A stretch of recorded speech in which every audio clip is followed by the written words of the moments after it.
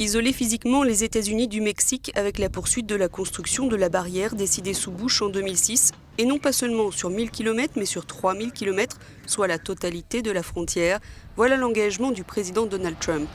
Il l'a répété pendant la campagne, après son élection, et encore dans ce tweet du 24 janvier, ce mur sera bâti au nom de la sécurité nationale. Et le rapport de force est en faveur des États-Unis. En août dernier, à peine sorti de sa rencontre avec le président mexicain Enrique Peña Nieto, lorsqu'il n'était encore que candidat, Donald Trump n'avait pas caché son intention d'ériger des murs de protection, alors que son voisin du Sud apparaît comme vulnérable du point de vue économique. En juin 2015, déjà, il lançait lors de l'annonce de sa candidature « Je construirai un grand mur à la frontière sud et le Mexique paiera pour ce mur. » Notez bien ces mots. Le Mexique pour l'heure dit non. Trump compte donc le financer en ponctionnant une partie des transferts d'argent des immigrés mexicains à leurs familles restées au pays. Selon la Banque mondiale, ces transferts se montent à 23 milliards d'euros. Donald Trump veut aussi renégocier le NAFTA ou ALENA qui représente annuellement un commerce bilatéral de 494 milliards d'euros.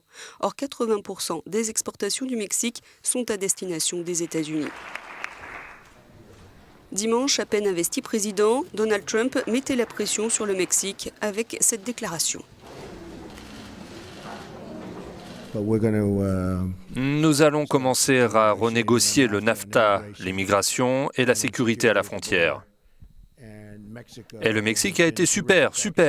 Le président a été vraiment formidable.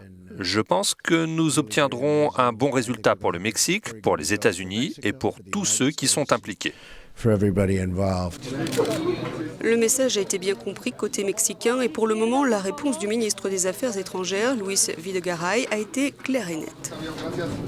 Nous n'accepterons pas une quelconque renégociation de l'accord de libre-échange. Il y a toujours la possibilité de se retirer du traité et alors de gérer le commerce entre les États-Unis et le Mexique selon les règles établies par l'OMC, par l'Organisation mondiale du commerce. Mais il sera difficile pour la deuxième puissance économique d'Amérique latine d'ignorer l'importance du marché nord-américain, même si elle cherche à diversifier ses partenaires étrangers.